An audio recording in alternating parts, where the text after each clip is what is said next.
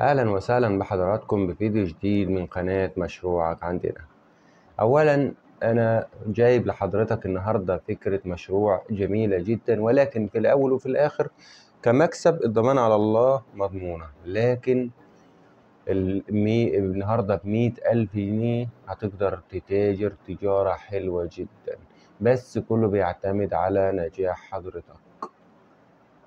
حضرتك كنت قدرت تظبط نفسك في الشغل وتركز في المشروع، الدنيا بقت حلوة معاك. أما بالنسبة للمكسب والخسارة دي حاجة بإيد ربنا، لأن إحنا النهاردة هنتاجر في حاجات يعني عايزة اهتمام، يقظة تامة، تركيز قوي، لأن أنت داخل دافع فلوس.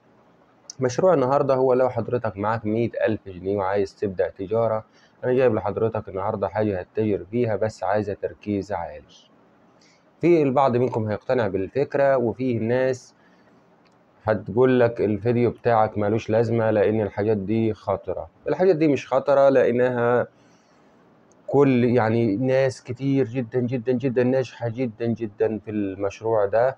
مشروع النهاردة هو إزاي أقدر أتاجر في الكتاكيت البلدي بأنواعها، يعني مثلا البلد المشعر، الكتاكيت الرزة، كل نوعيات الكتاكيت اللي هي في البلدي، اللي هي عندها جهاز المناعة قوي ويستحمل الأمراض ويستحمل الأعراض اللي بتيجي.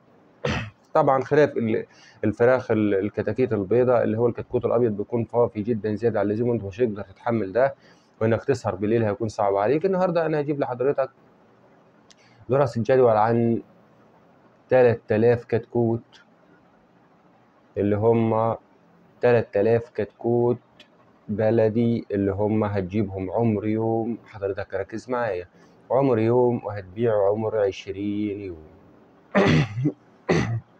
احنا حكينا في الفيديو قلنا 100,000. طيب 100,000 اللي معانا دي، احنا النهاردة هنجيب الكتكوت.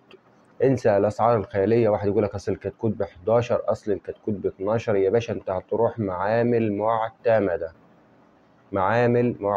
ما تروحليش عند واحد عنده فجاسة صغيرة على جده وتروح تجيب لي منه، لا، انت هتروح معامل معتمدة، ان لو حصل ضرورة في الكتكوت ده اهو، الناس دي هي اللي مسؤولة قدامك، لان انت راجل دافع فلوس. طب انا النهارده هروح اجيب الكتكوت من المعمل، هجيبه ب6 جنيه، ب6 جنيه، يعني ال1000 ب6000.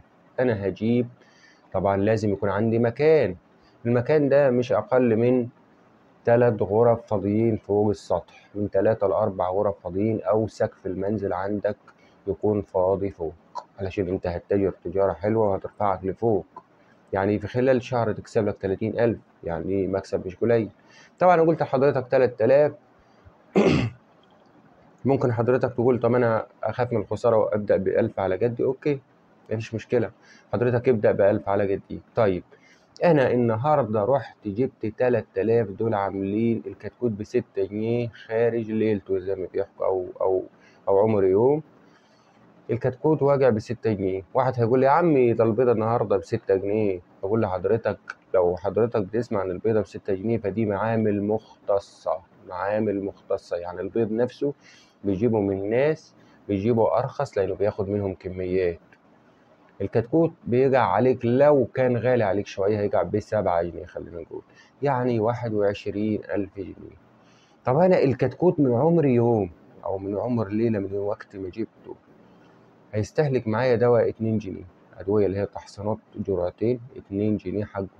طبعا واحد يجي يقول لي أصلهم غالي، ده أغلى من كده. هقول لحضرتك أنت بتجيب الجزازة بتكون على حسب الحجنة نص سنتي، بتعمل معاك كمية مهولة ورخيصة، مش غالية ولا حاجة.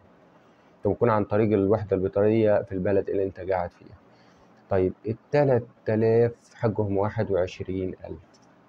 طب كل 1000 عندي، الكتكوت بياكل كام في الدورة؟ الكتكوت بياكل، طبعا الكتكوت كل يوم أكله بيزيد، كل يوم أكله بيزيد عن اليوم اللي قبليه، كل ما بيكبر والمعدة بتاعته بتتسع ومصارينه بتكبر وبيشيل أكل، بيوصل إن هو ياكل 50 جرام في اليوم، اللي هي فترة ال20 يوم معاك، لحد ما يكمل 50 جرام في اليوم هيكون عمره 20 يوم. طب الكتكوت بياكل كام في الفترة دي 20 يوم؟ بياكل 700 700 جرام وفيه بياكل 800 جرام. بتفرق من كتكوت لكتكوت على حسب النوعية اللي انت جايبها كويسة ولا لا. خلينا نحكي في الزيادة 800 جرام. يعني أنا 800 جرام النهاردة كيلو العلف ب26، يعني الطن ب26,000. يعني ال1000 كتكوت هياكلوا عندي ب20,800 لو هحسبها على 800 جرام مفيش مشكلة. يبقى أنا عندي النهاردة هنقول مش 20,800 كل 1000 كتكوت، هنقول 21,000، ما علينا من 200 جنيه. 21,000 لكل 1000 كتكوت، يبقى أنا هجيب ب63,000 جنيه علف. 63 ودافع 18 يا فندم، بقت كام؟ بقت هناك دافع 63 و18 81,000. 81,000 أنا فضلت معايا 20,000 من المية. 81,000 دول أنا هحسب كمان 3000 جنيه اللي هي نشارة خشب وأعلاف وزجاجات وكده أموري تمام. ده أنا مدتي 20 يوم بس مش أكتر من كده. يبقى أنا صرفت كام؟ صرفت اللي هناك 81,000 وصرفت 3، صرفت 84,000 جنيه. 84,000 جنيه. أنا يوم ما أبيع الكتكوت، النهارده هبيعه بكام؟ اللي هو عمره 20 يوم. 20 يوم حضرتك اسأل، هتلاقي الكتكوت. طبعا الكتكوت كده كلف عليا كام؟ أنا كده 1000 كلفت عليا، لما نقول 3000 كتكوت وزعها على 80,000 هتجع 27,000 في كل 1000. طب أنا هبيع 1000 ب40,000، كل كتكوت هبيعه ب40 جنيه. يعني هبيع 1000 ب40,000، يعني الكتكوت أبو 27 أنا بعته ب40، يبقى أنا كسبت 13 جنيه. هنحسب 3 جنيه بدل فاجت اللي هو في